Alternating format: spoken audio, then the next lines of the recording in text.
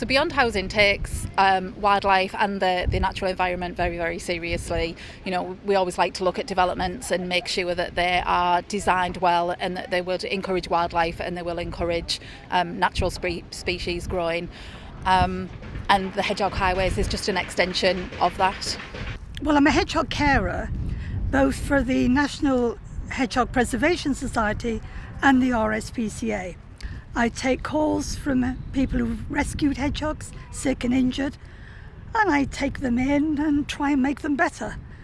When development starts, hedgehogs lose part of their territory, and a male hedgehog can go 5 miles in a night. They cover a wide area. If they can't get into certain areas, they end up on the roads.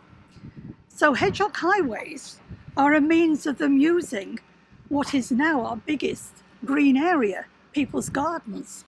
So the reason for deciding to put a hedgehog highway into this development was during the planning process, Councillor Watts had asked us to, if we would consider putting in a hedgehog highway.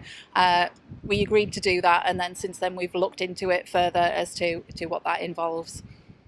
So a hedgehog highway is gets put into the fencing in the back gardens, and it just allows the hedgehogs to be able to move between gardens without getting stuck and caught in the gardens and not being able to get out. They can move freely. That's my understanding.